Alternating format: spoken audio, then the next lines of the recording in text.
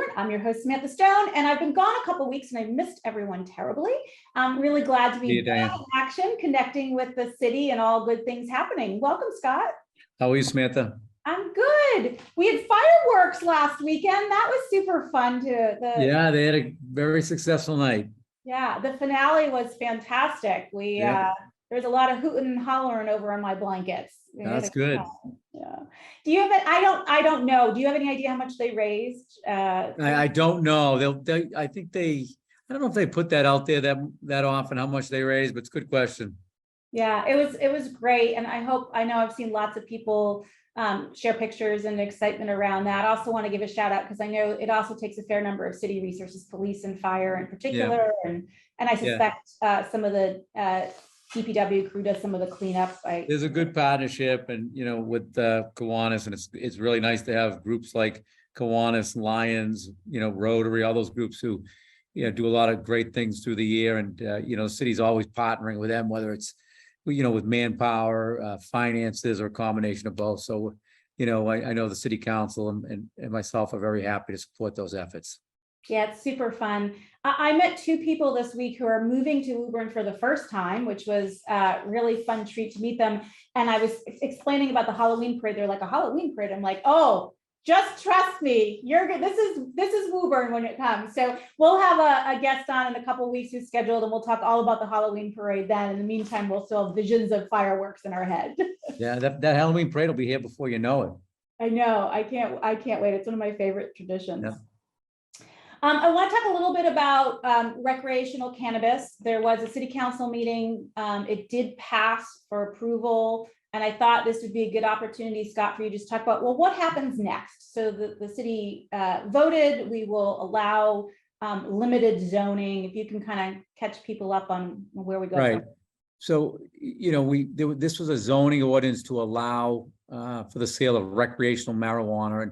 And I know you're very versed, and sometimes the residents aren't quite as versed, but it is legal. It was voted in 2018. Correct me if I'm wrong on the date, but it was voted by the residents of Massachusetts to legalize marijuana, and it's been legal.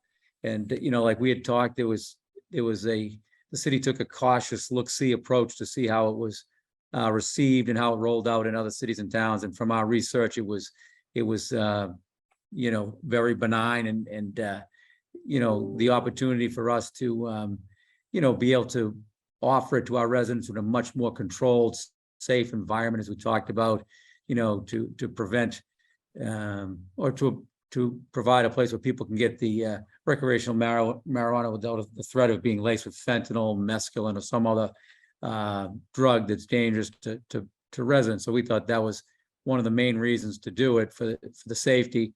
And then secondly, also there's a significant amount of revenue that you'll gain from the taxes. So we were cautious.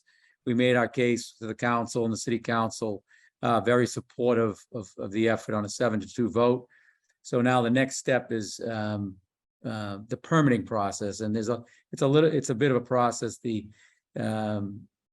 entities that are interested right now, Sanctuary, which has the medicinal, is interested in getting one of the recreational license. They'll have to work on a host agreement with my office.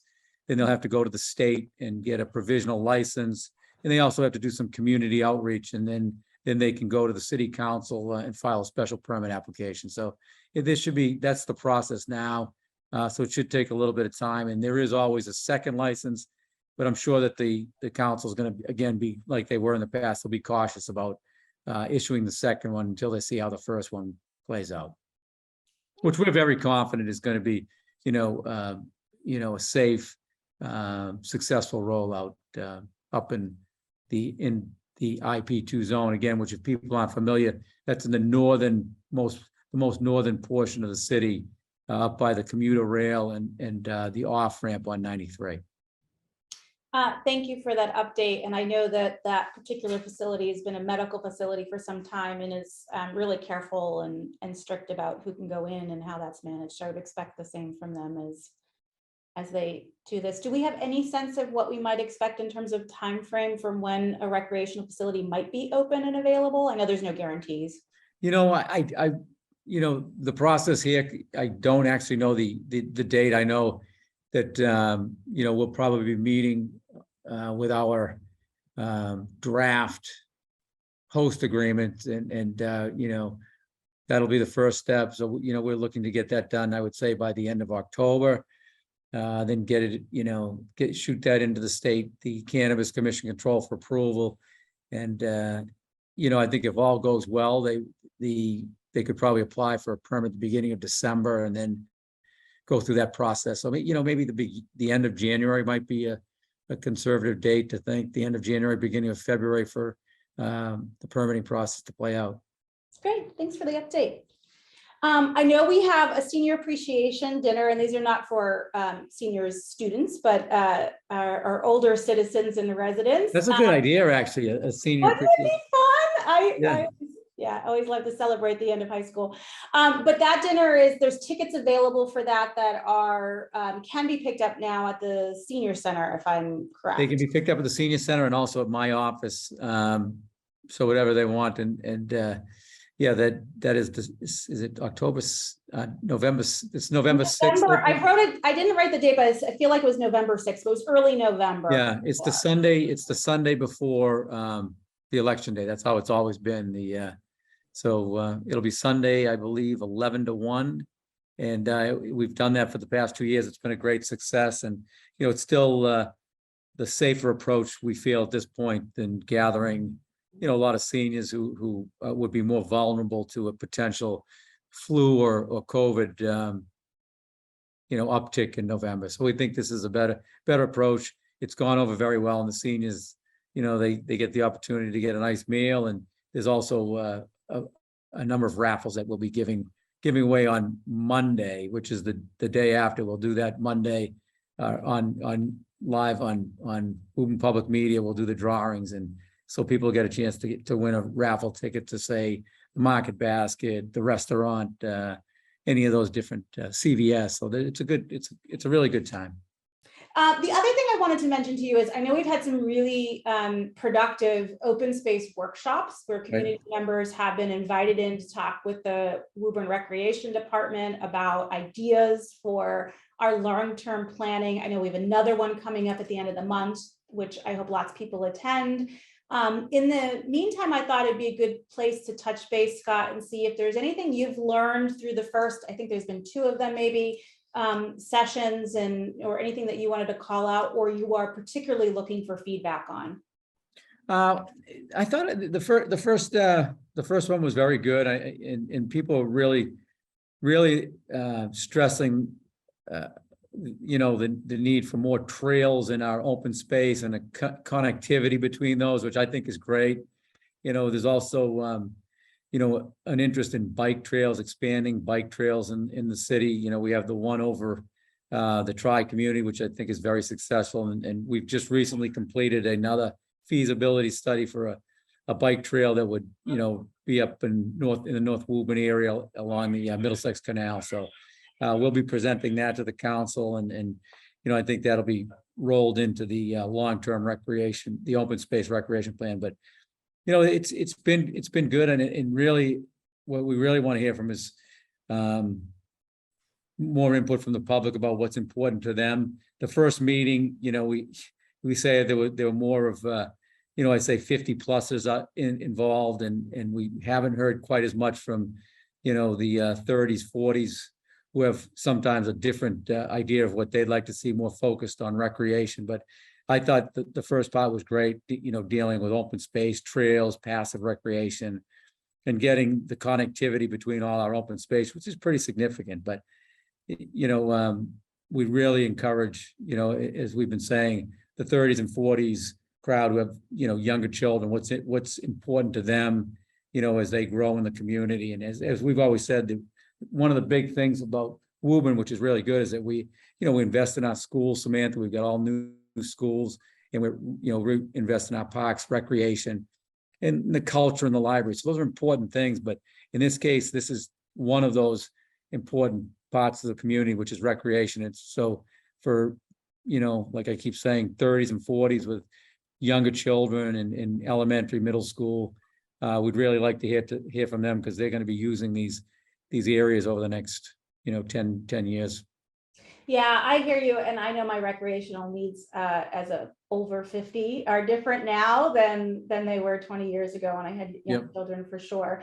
And I think that I know the last one conflicted with like an open house at the schools. And I know that next state may have a little bit of that, although I'm not sure which Yeah. schools that applies to. So I'm sure they'll, folks can reach out, I assume, to Rory or others to, share feedback. I know there's a survey out there. So Sure, that- and they don't have to actually go there either. It's, if they just take a minute or two to send an email off, or like you said, answer the survey. Because all that stuff is looked at and rolled into the plan and made part of it. So if we understand, people like you and I, Samantha, understand what it's like when you can't get out to a meeting. So we were trying to make this easy. If you can't make it on that night, just either call or send an email or answer the survey, because it's important. Yeah, excellent. That's great. You answered all my questions, Scott. Is there anything else that Good. you want to touch base on before we're going to talk about the water? No, I'm gonna mute myself and let Carol go. I don't think I have to introduce her. Carol, she was on last time, but Yeah, I'll yeah. We're mute going to do myself. a quick other segment before we jump to Carol, but then Okay. we'll jump in there. Thanks for joining us as always. Jonathan, welcome. Thank you. I'm so glad that you're here. You're here today to talk about the Lantern Walk, which is such a lovely tradition. Yeah. For those folks who haven't participated, tell us a little bit about what happens. Well, every year, it used to be around Memorial Day, but COVID pushed it back to the fall, and everybody decided that they like the fall a little bit better. And it is a walk around Horn Pond. It starts at the south end, which is where the pumping station is, and people park there. And then people either bring or they can buy lanterns with a candle in them that glow, and as it gets dark, and you walk all the way around the pond. And as everybody knows, one trip around Horn Pond is just like a perfect walk for a lot of people. You just get a little bit tired and you don't get too tired, and it's a wonderful walk. And all of the lanterns glow as people walk along. And it was started some years ago by Kaylin O'Toole to remember people who have passed. And then very sadly, her own son was killed in a car accident, and she redoubled her efforts. And through the goodness of her heart and their hearts, they donate all of the funds to Mary Cummings Park, which is a sister park to Woburn. In fact, some of it is in Woburn. Some of the edges of it are in Woburn. And it also is a sister park to Whispering Hill Woods, which is all in Woburn. In fact, the two of them, for most visitors, appear to be one park. And the Friends of Mary Cummings Park worked before I was heavily involved, and a little bit after I was involved, worked very heavily hard to save Mary Cummings Park and Whispering Hill Woods from development. I mean, Whispering Hill Woods came this close to going away. And the people at the time brought a lawsuit, and that delayed things long enough for the town to be able to buy that land. And it's just a glorious, glorious woodland up there. And Mary Cummings Park, on the other hand, we have some woods, but we also have beautiful wildflower meadows where you can just walk endlessly through wildflowers. And there are a fefew places around that have these meadows. It's quite lovely. It is quite lovely. I was telling Jonathan before we started taping that I'd been to Mary Cummings Park before, but I mostly walked the sort of circular trail with a friend who wasn't quite ready to do the full Horn Pond walk. And last time we were there, we've done Horn Pond and they're much, much stronger. And I said, hey, let's go check out the trails I've never checked out. And it was lovely. And I definitely, want to go back and do more diligence there. I went there a little bit too late in the day to get a good long walk in, but it is nice. For the Lantern Walk, which is such a lovely day to remember people, for those folks who want to make lanterns, any like tips for them on kind of materials to use? I assume in addition to a candle, they can use if they want one of those battery powered lights. If they don't, want to Sure. things. Yes, if you don't want to put a candle in a paper bag because you don't want to burn your fingers, or you don't want the bag to catch on fire. Yeah, I think that a lighted pumpkin would be perfectly fine way to do it. In fact, you could probably just get a little plastic pumpkin and put a flashlight in it if you want. But it is fun to watch the lanterns go around the pond. I've seen some really beautiful ones. I think what the people have been, many of the ones I've seen are like a old clear soda bottle or a colored soda bottle that they've used tissue paper or other things around and put a handle on. And I think, do things in the colors or mementos for the people that they're remembering and use it as a way to remember that person. For those who wanted to buy a lantern, can they do that through the group, or do they do that somewhere else? Yeah, no, actually, the folks that put it together, they bring a little group of lanterns with them, and they'll be on a table right at the parking lot of the pumping station where the walk begins. And you can donate $5 up to $20, and you can take a lantern right from there. That's wonderful. And they're lovely. Yeah. Any other donations for participating, or is it just if you use a lantern?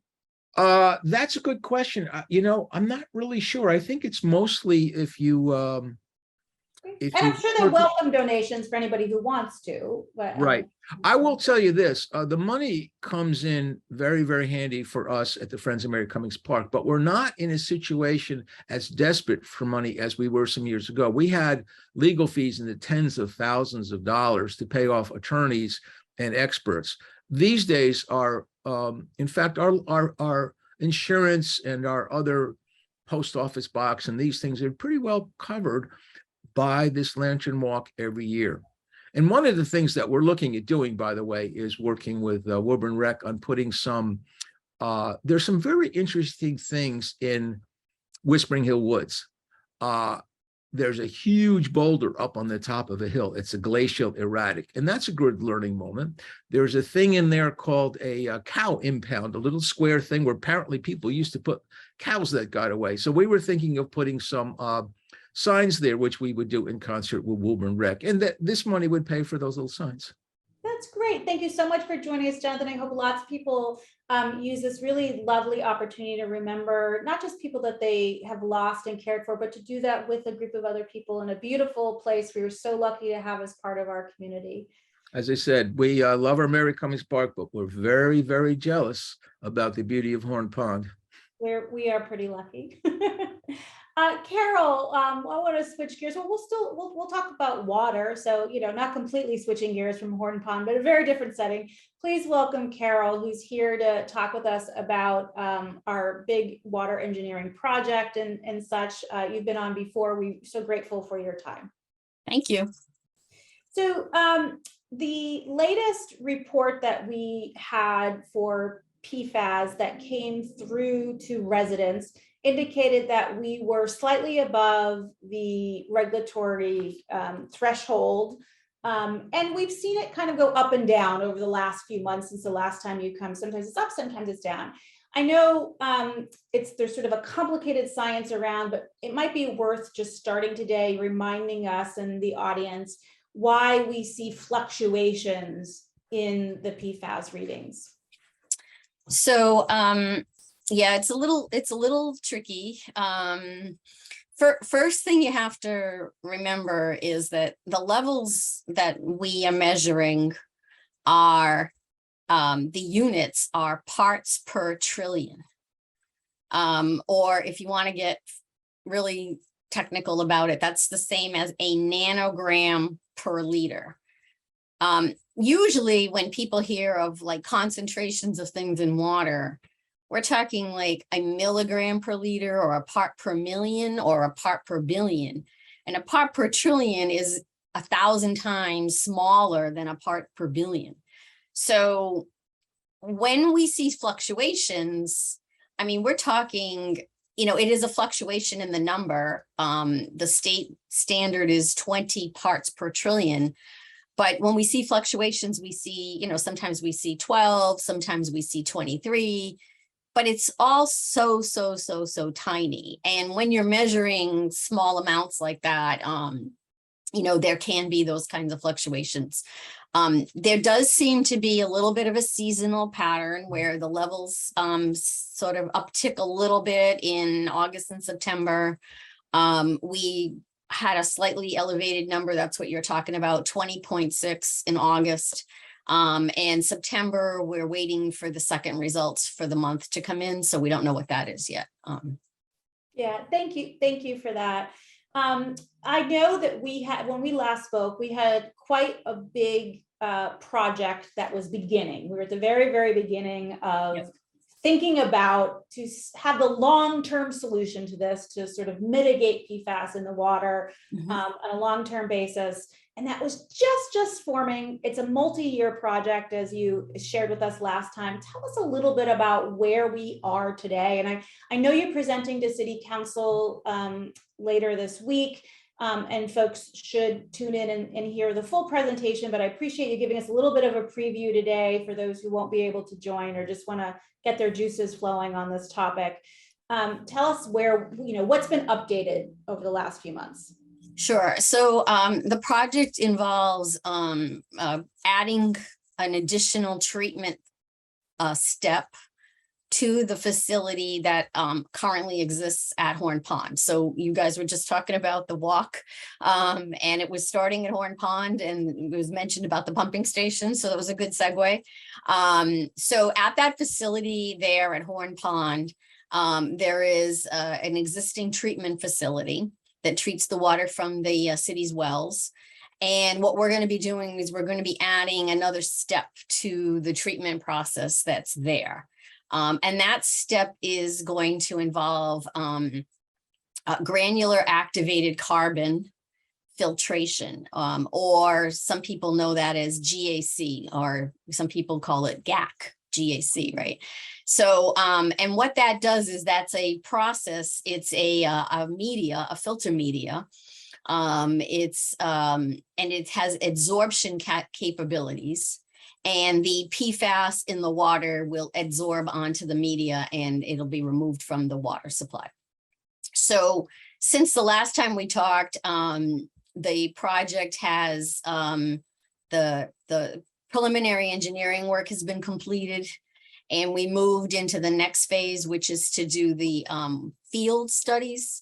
So we just completed doing some site survey, flagging the wetlands at the site, doing a survey to see where the underground piping and utilities are, and also doing some subsurface explorations to see what the soil and the foundation conditions would be, because this would be a new building that would be built on the site. So we have to make sure all the information is gathered for that. We also submitted, another big update was in August, we submitted on behalf of the city an application to the state for the funding. That we should know, the city should hear back on that application probably toward the end of this year. And that is to obtain funding through what they call the SRF program, the State Revolving Fund Program, which will include some funding from the federal infrastructure, the bipartisan infrastructure funds that were passed. We just don't know the split yet and the exact amount, but the application was submitted. I imagine, and I feel somewhat safe in this imagination that I'm doing, that a lot of communities in Massachusetts have made applications and are going to be in a position where they need to do similar additional filtration to address the same issue, right? Because we all have a different source, but we all generally have the same soil and the same, geographic environment that creates the PFAS in our water. It isn't specifically just Woburn that has this challenge. Correct. Anything that we as residents can or should be doing to help support the application that has been put in by yourselves in our city? I think the main thing is, talk to your local officials and to your state and representatives.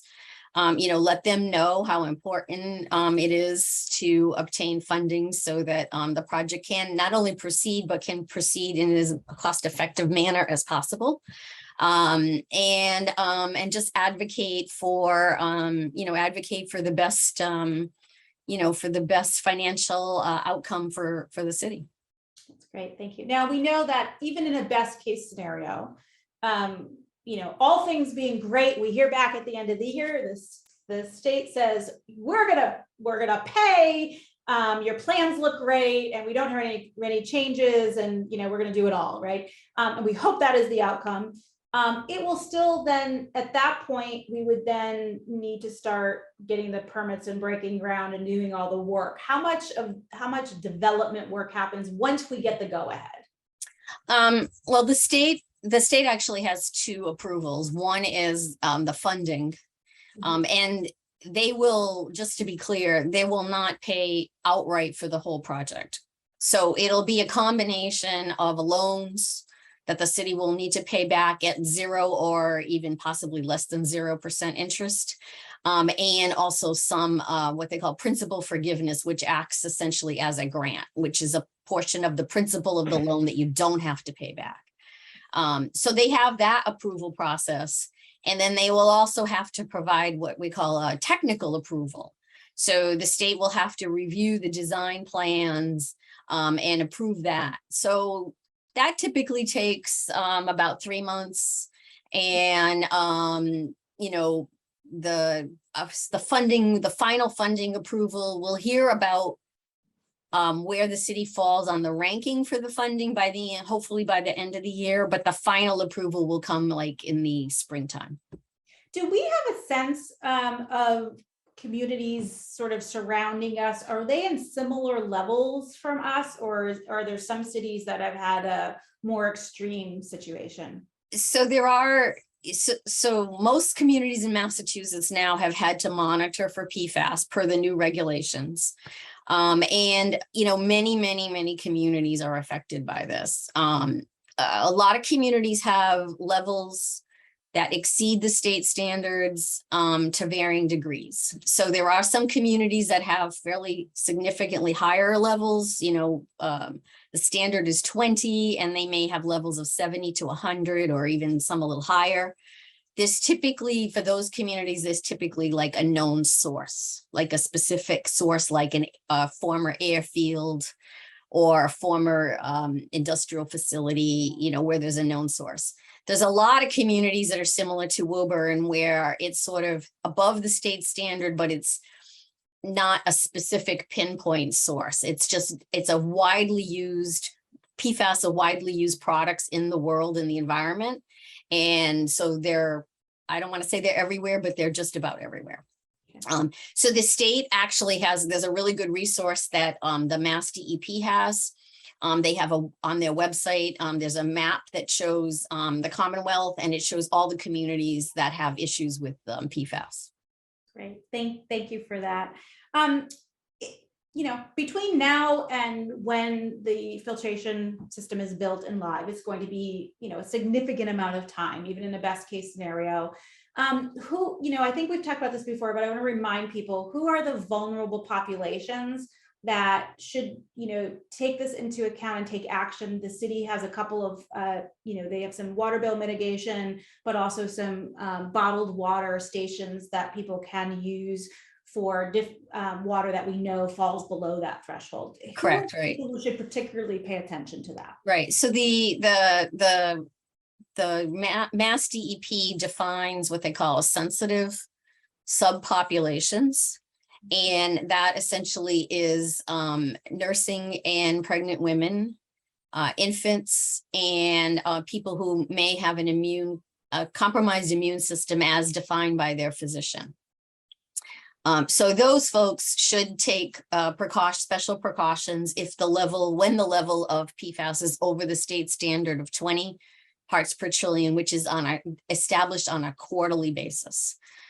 So even though the city monitors the PFAS on a monthly basis, the actual determination of the status is done once a quarter after 3 results are obtained, and the average is, so we're waiting right now. We don't know the answer yet. We're waiting right now for the level for the 3rd quarter, which would be the months of July, August, and September. So, so we get the information after it's done, because it's the only way the testing can happen and goes through the certification process. And we do have the bottled water filling station for those who are ready for it. Can you remind us where that's located again? That's at the senior center. Thank you. For those who can afford and want some type of home filtration device, just as an ongoing measure, I know that you have to look for things. Not all water filters that you might put on your sink or in your main water line perform and take out PFAS. What should people be looking for? Yeah, so that's a tricky thing because right now there are independent organizations that test products like that.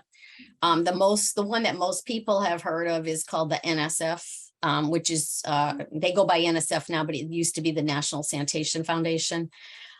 They do independent testing of various things that that consumers can purchase. And most of the testing that's been done has been done with all right, let me back up one step. The federal government, the EPA, has not yet established regulations for PFAS, but Massachusetts went ahead and established to be conservative, established a regulation. So the federal level used to be 70 parts per trillion for two of the many PFAS compounds. The state level is 20 parts per trillion for 6 of the compounds that are of the most concern. So a lot of the testing of products that have been done was done when the federal standard, the health advisory level, not a standard, but the federal advisory level was 70.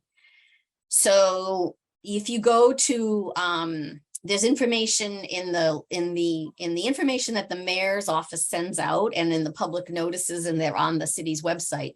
There is information, there's links in there, and on the DEP website, there are links to how you can find out more about products. But you have to be careful because the testing that was done when the standard was at a higher level. Now, a lot of people know that those products will meet lower levels, but the actual certification process hasn't necessarily happened yet. Basically, the technology that we're implementing for the city, this granular activated carbon, would also be a suitable technology for people in their homes. Great. Thank you for that update. I appreciate it. Is there anything else that you'll be talking about during the city council meeting that you want to mention while we're together? We're going to give an update on the levels that we've been monitoring. So the last council update was in April, and so we have results for the quarter that just ended just after that. And then we may or may not have the results for the September, the quarter. It depends on what happens between now and tomorrow. And then we're going to talk about the various activities that have been completed on the project, show a couple of site plans, and just talk about what the next steps are going to be. And of course, obviously, the big thing is answer questions. Yeah. Thank you so much for joining me, Carol. This has been really helpful. I know this is important to a lot of people and important to our community. And I'm so pleased to see that our local government is taking it seriously and doing our best to make pretty significant progress since the last time we spoke. Yep. That's a lot of work. I mean, for a lot of our day-to-day jobs, we do things and it's done, right? And something like this doesn't happen like that. So thank you and the team's time for joining us. And I'm sure the City Council will have lots of good questions. For those of you who are listening, if you have specific questions that I didn't ask today that you want answered, please let your city councilors know, because they are going to be participating in the meeting and getting that. And as always, Woburn, please continue to take good care of each other.